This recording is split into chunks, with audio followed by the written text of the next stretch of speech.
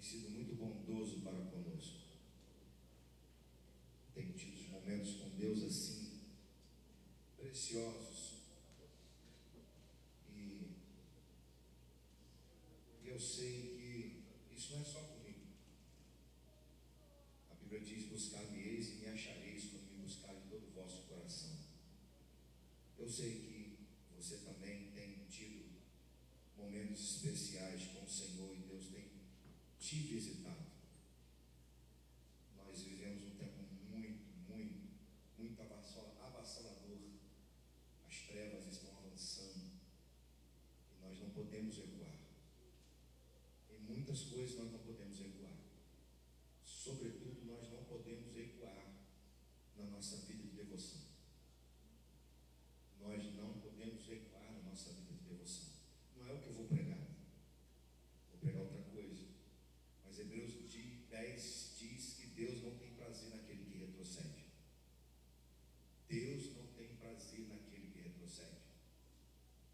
Isso é conversa para outro momento. Mas nós não podemos retroceder. Amém?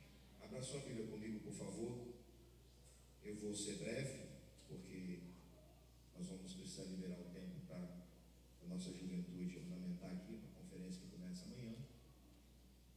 Então, prometi aos irmãos que eu vou liberar o tempo cedo, então preciso cumprir a palavra. Abra sua Bíblia, Efésios capítulo 3, versículos 16 a 21. Filipe, aí 17, né? Desculpa, eu botei uma a mais aí, você conserta aí, por favor.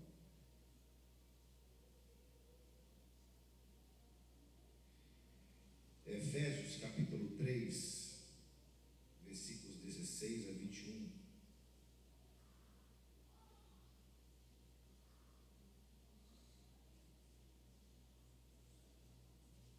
Efésios 3, 16 a 21.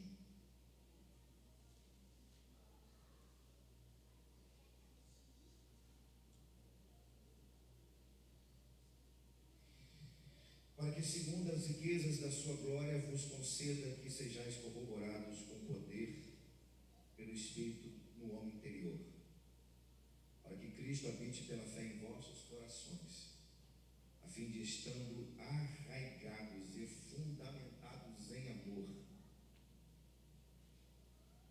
poderes perfeitamente compreender com todos os santos qual seja a largura e o comprimento e a altura e a profundidade, conhecer o amor de Cristo que excede todo entendimento, para que sejais cheios de toda a plenitude de Deus. Ora, aquele que é poderoso para fazer muito mais abundantemente além daquilo que pedimos ou pensamos, segundo o poder que em nós opera. Obrigado, Cristo. A esse glória na igreja, por Jesus Cristo, em todas as gerações, para todos sempre. Amém. Amém mesmo. Glória a Jesus. Pai, obrigado por tua palavra. Obrigado por nos trazer à tua casa e poder ter a oportunidade de te adorar, te louvar. E agora, por favor, nós pedimos que o Senhor ministre aos nossos corações a tua palavra poderosa, em nome de Jesus. Amém. Eu quero falar sobre as dimensões do amor de Cristo. As dimensões do amor de Cristo. Meus amados irmãos, o maior depositário do amor no mundo é a igreja. Sem a igreja de Jesus no mundo, o mundo já teria sucumbido. Sem a igreja, o mundo teria vivido um caos que seria sem precedentes. Por isso que a Bíblia diz que nós somos sal da terra e luz neste mundo. Somos sal da terra, porque nós damos tempero ao mundo em podridão de pecado, transgressão e iniquidade. E o sal tem a propriedade de preservar. Somos luz do mundo porque, apesar das trevas avançarem, as trevas não são maiores do que a própria glória de Deus, que se revela hoje na igreja, que é um dos versículos que nós acabamos de ler aqui. Glória de Deus se revela na igreja. Eu acho lindo a palavra mistério, porque entendemos que Deus é Deus que revela, mas Deus também é Deus de mistérios. Daniel disse que os mistérios estão escondidos em Deus. Existem mistérios que Deus guardou para aqueles que o amam. As coisas que o olho não viu, o ouvido não ouviu, nem jamais chegou ao coração do homem, são aquelas que Deus guardou, preservou para aqueles que o amam. Então existem mistérios que Deus reservou para nós, que nós não temos noção como será ou como serão revelados, evidentemente que na eternidade. E a igreja é um desses mistérios. Nós podemos dizer que Cristo é mistério de Deus e que a igreja é mistério de Cristo. Coisa linda. Cristo é o mistério de Deus e a igreja é o mistério de Cristo. Por isso que a igreja é, juntamente com a família, as joias mais lindas e preciosas que estão nessa terra. Você consegue entender, irmão, a dimensão que a igreja representa para Cristo no mundo? Não dá para a gente medir a dimensão do que é a igreja. Onde encontramos o amor de verdade? Nós encontramos o amor de verdade no seio familiar e na igreja. Apesar de controvérsias, apesar de demonstrações dentro do seio familiar e da igreja de falta de amor, mas ainda a família e a igreja são depositários de Deus no seu amor. E assim será até o dia de Cristo. Eu creio nisso, eu louvo a Deus por isso, eu louvo a Deus por fazer parte da igreja de Jesus. Eu louvo muito a Deus por ser com você, igreja. Porque assim, sozinhos, nós não somos igreja. Nós somos corpo de Cristo, sendo igreja. Nós somos templo de maneira individual, habitação do Espírito. Mas igreja somos quando somos uns com os outros. Por isso que a diabólica, eu não estou fugindo do assunto não. Por isso que a diabólica, a tese de que nós não precisamos de igreja. Cristo sim, igreja não. É diabólico, é errado, é antibíblico, antiteológico, anti tudo. Por quê? Porque a igreja ela é a extensão de Cristo. Cristo é o cabeça e a igreja é o corpo. E não existe a possibilidade do cabeça ficar separado do corpo e vice-versa. Então eu louvo muito a Deus por fazer parte da igreja. Eu não me vejo, nunca me vi fora da igreja. Eu sei que tem muitas pessoas que são afastadas, eu não vou entrar nesse mérito. E a gente ora, é difícil mesmo, mas irmão, ficar fora do corpo de Cristo deve ser algo terrível. Mas enfim, a igreja é o depositário do amor de Deus. Eu quero falar exatamente sobre esse amor de Cristo. O amor do Senhor é 4D, ou seja, são as dimensões da cruz. Essa carta que nós acabamos de ler, não dá para a gente entrar no mérito teológico de como é essa carta, mas é uma das cartas cristológicas, cristocêntricas, Paulo, quando escreveu essa carta, ele está preso, aguardando o seu julgamento, e ele escreve essa carta aos irmãos em Éfeso, para falar da doutrina, essencialmente da doutrina de Cristo. E dentro daquilo que ele fala à igreja, ele estabelece nesse capítulo 3 a questão do corpo de Cristo, de estarmos ligados, arraigados, firmados em Cristo. E Paulo aqui está prostrado diante de Deus, pedindo que ele pudesse derramar o amor dele ainda mais na igreja. Olha que coisa interessante. Paulo, na prisão em Roma, ora pela igreja, escreve essa carta aos irmãos em Éfeso, a igreja em Éfeso, e aqui ele ora: Senhor, derrama mais o teu amor à igreja. E coisa interessante, lá em Apocalipse nós vamos ver Jesus falando exatamente para essa igreja, dizendo: vocês abandonaram o primeiro amor. Olha só que coisa interessante. Talvez, não podemos afirmar, Paulo estivesse vendo alguma coisa da falta de amor que já estava começando a acontecer na igreja de Jesus. E você já orou por isso? Ou ora por isso? Você já orou pedindo ao Senhor que derramasse amor dele nas pessoas?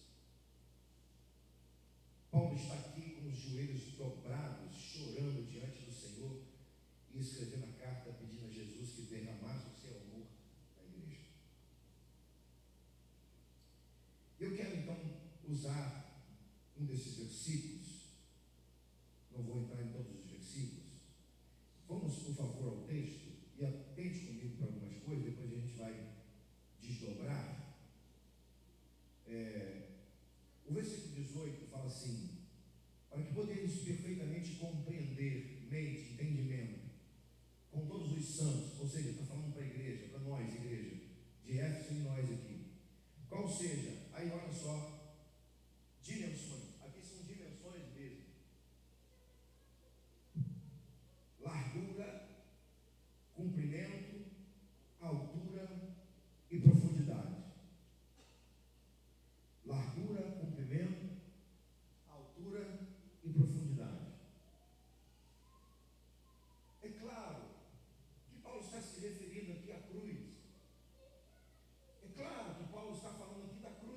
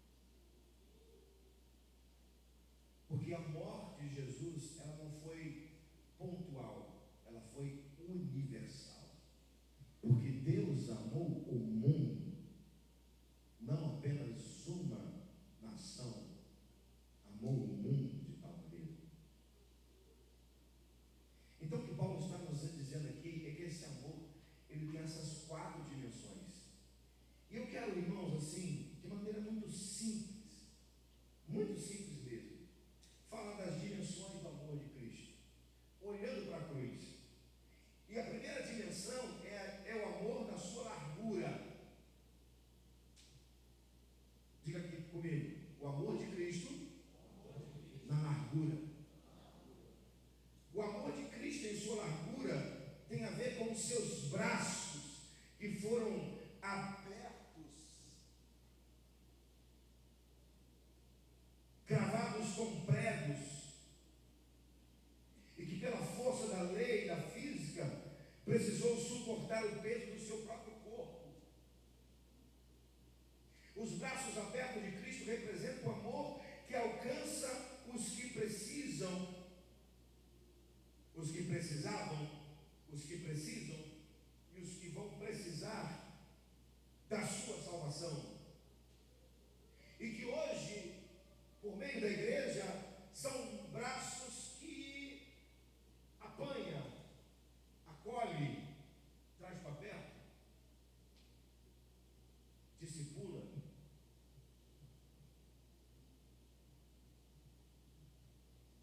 Amor. Pois só o amor faz isso. Só o amor de Cristo para abrir os seus braços e nos acolher da maneira que nós éramos, pecadores, miseráveis, continuamos sendo, mas redimidos e remidos, redimidos pelo sangue e remidos pela graça. Somente o amor de Cristo para nos trazer para perto e nos reconciliar com Deus, e isso ser transferido para a igreja.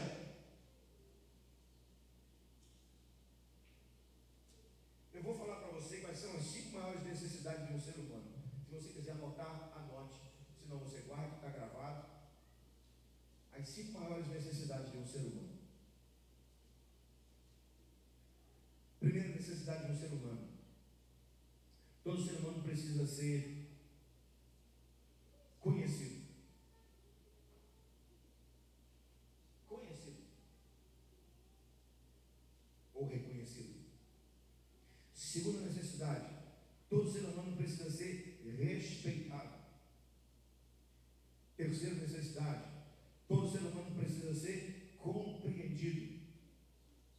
Quarta necessidade.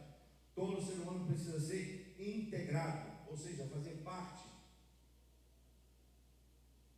E por último, o mais importante, todo ser humano precisa ser amado.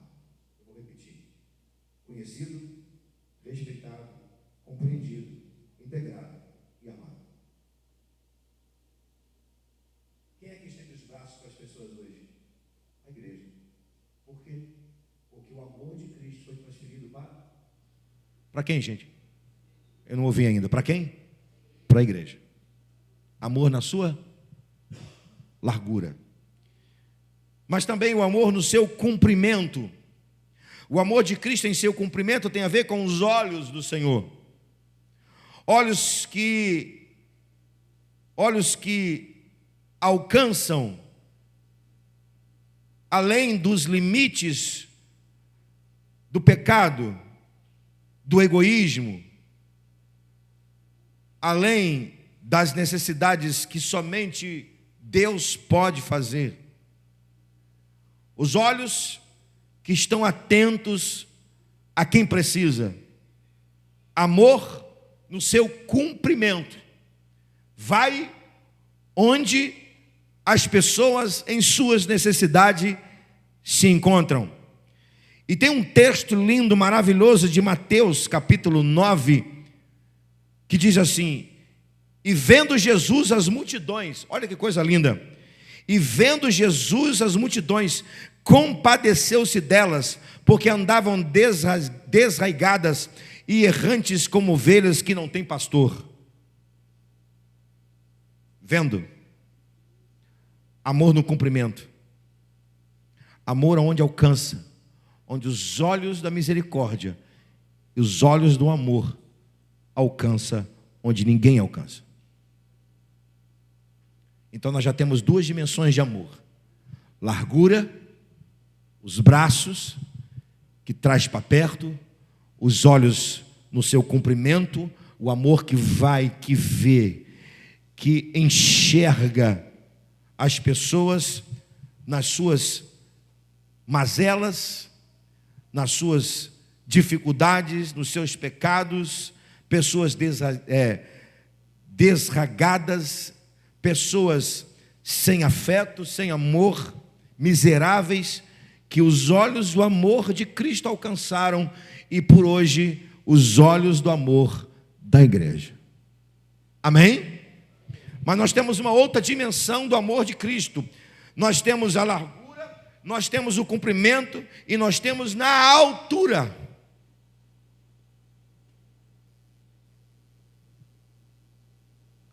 Altura. O amor de Cristo na sua altura tem a ver com o que está acima da cabeça. É a ponta da cruz que apontava para Deus, o Pai, onde Deus está governando, o trono do Todo-Poderoso, lugar onde veio e vem todas as coisas, sobretudo, lugar onde destilou para a humanidade, na pessoa de Jesus Cristo, o seu grande amor. Aleluia! Lá do alto, no mais alto lugar, numa altura incalculável para qualquer ser humano, de lá que procede tudo, e é de lá, foi de lá, e é de lá que vem o amor de Deus, que foi derramado em nossos corações por Jesus, e é derramado na igreja. Feliz a igreja que pede ao Senhor que derrame o seu amor. Vou repetir. Feliz é a igreja que pede a Deus para derramar do céu o seu amor. A gente pede bênção, a gente pede as mais lindas bênçãos, recompensas, e Deus é abençoador. A gente consegue pedir a Deus bênção, bênção, bênção, bênção, mas será que em algum momento a gente pediu: Senhor, derrama do alto o seu amor para o meu coração? Será que a gente já conseguiu fazer isso?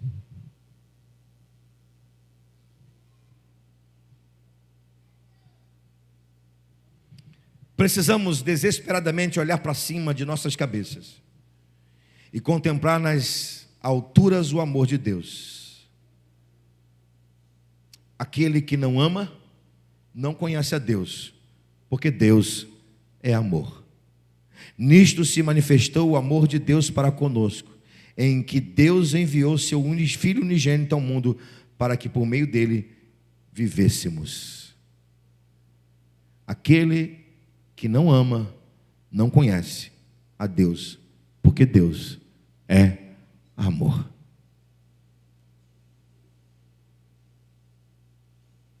Em último lugar, última dimensão do amor de Cristo: amor na profundidade.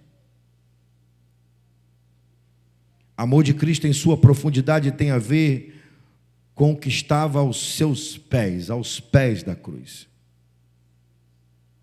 Jesus sabia que aos seus pés estava uma multidão que o tinha levado à cruz. Aos pés da cruz estavam seus algozes, aqueles que lhe feriram, lhe julgaram, lhe feriram, lhe condenaram, lhe maltrataram, lhe vilipendiaram. Mesmo assim, a profundidade do seu amor, no meio de uma dor intensa, insuportável a qualquer ser humano, mesmo assim Jesus pôde amar de uma forma tão profunda, que ele olha para baixo dos seus pés, e na profundidade do amor, ele diz: Pai, perdoa-lhes, porque não sabem o que fazem. Amar na profundidade é amar olhando para os pés da cruz, e amar aos pés da cruz é perdoar, e perdoar é a maior profundidade que um ser humano pode alcançar dentro do amor de Deus.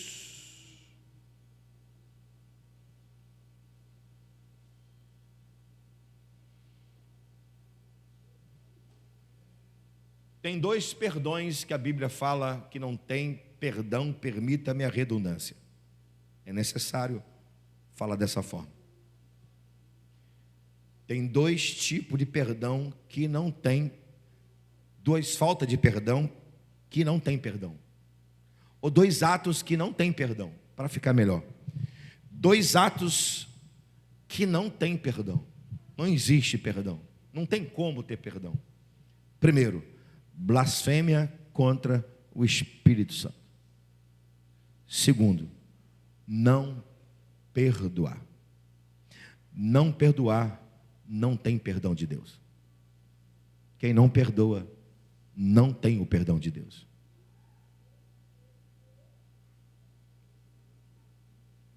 Se não perdoa, não tem o perdão de Deus. Então não tem perdão. O perdão é o mais profundo do entendimento do que é o amor de Deus. Claro, dentro da nossa compreensão humana. Porque o amor de Deus, ele é tão alto que a gente não compreende.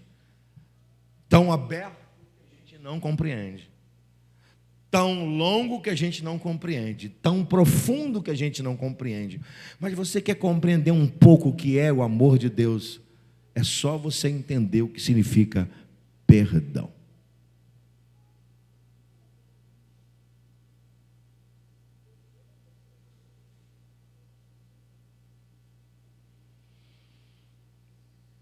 Por isso que a igreja, ela é depositária do amor de Cristo. Porque para Cristo, no corpo dele, não falta perdão. E vou mais além. Para Cristo, a igreja é a que mais ensina o que é perdão. Perdão, repito pela terceira e última vez, perdão é o mais profundo entendimento do que é o amor de Deus. Termino, passei um pouco do horário, mas termino. A igreja que consegue compreender esse princípio, ou seja, que princípio? O princípio que Paulo está falando aqui nesse texto, a fim de que vocês possam compreender com todos os santos, volta o texto por favor, a fim de que vocês possam compreender com todos os santos, qual seja a largura, o comprimento, a altura e a profundidade do amor de Cristo, que excede todo entendimento,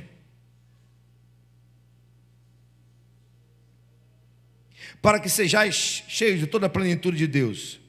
Aí, meu querido, eu termino dizendo o seguinte: a igreja que consegue compreender isso, pelo menos num contexto humano, a partir da lente do amor, ela consegue exceder o entendimento, ela alcança a plenitude de Deus, e ela é o poder de Deus que se manifesta. A maior verdade da Bíblia é essa. Qual verdade? Que o amor de Deus está cravado na própria realidade da cruz. As duas teologias bíblicas são essas. As duas principais e maiores teologias bíblicas que nenhum teólogo vai conseguir explicar, mas ao mesmo tempo todos nós conseguimos de uma maneira simples entender. Eu não estou sendo confuso, você vai entender e nós vamos terminar aqui. As duas principais teologias estão na cruz. Elas são tão largas, abertas, largas, altas e profundas, que nenhum teólogo consegue explicar, mas ao mesmo tempo todos nós conseguimos compreender. Quais são essas teologias? A teologia transacional e a teologia relacional. teologia da cruz. O amor de Deus e o amor ao próximo como a ti mesmo. Amém? Amar a Deus sobre todas as coisas e a teu próximo como a ti mesmo. Largura, comprimento, altura e profundidade. Foi isso que Paulo pediu para a igreja de Éfeso. E é isso que nós vamos pedir também para a igreja de Cristo Jesus nesse solo brasileiro. Então convido você a ficar em pé comigo, a dar a mão ao seu irmão. E vamos terminar fazendo o pedido de Paulo. Dê a mão quem está ao seu lado, por favor. Porque nós poderíamos pedir pela nossa igreja. Tranquilamente. Até porque precisamos. Mas nós vamos pedir para a igreja brasileira. Una as alas, por favor. Vamos pedir isso à igreja. Você já reparou que a palavra amor e ódio tem sido dita nos últimos dias como nunca? Amor e ódio, ódio e amor, ódio, amor, amor e ódio. Na igreja, o ódio não tem poder. E na igreja, o amor de Cristo é como um perfume. Onde ele está, consegue exalar a presença de Jesus. E é contagiante. E nunca falta. Eu convido você a erguer a mão do seu irmão para o alto. E você vai orar comigo, por favor. Senhor, eu quero te agradecer. Porque aqui se encontra parte da tua igreja. Uma parte pequena da tua igreja. Uma partícula, uma célula pequena da tua igreja. No universo de uma igreja em todo o mundo, de todas as tribos, raças, línguas e nações. Nesta hora, Senhor, nos unimos de uma forma simples, com um povo simples que somos. Aqui, Jardim Carioca, Campos dos Goitacazes, estado do Rio de Janeiro, Brasil.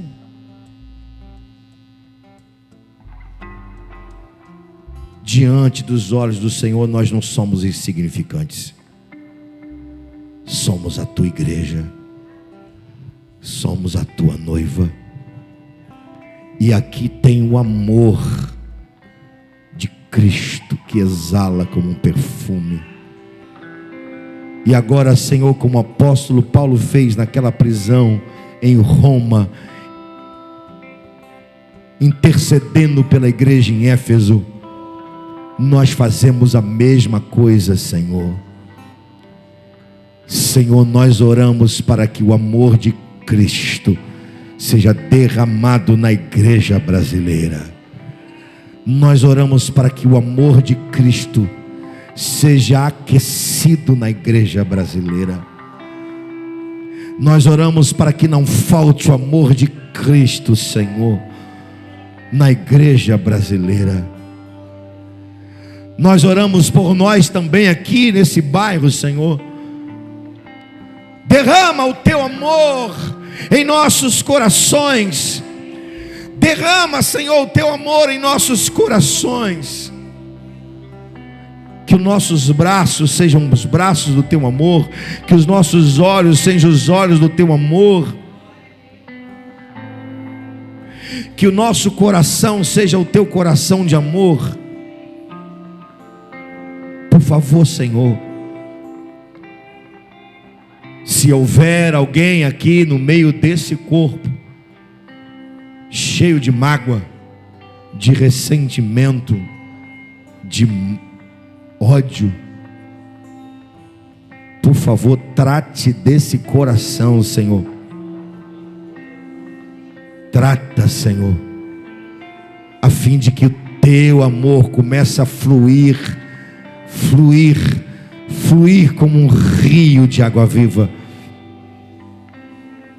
e nos prepara, Senhor, para abraçar as pessoas e trazê-las para perto de Jesus, teu Filho amado.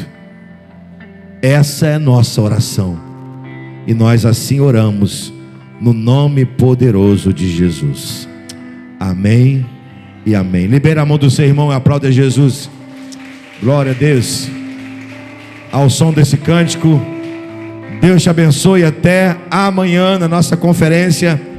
Fique na paz de Jesus, irmão.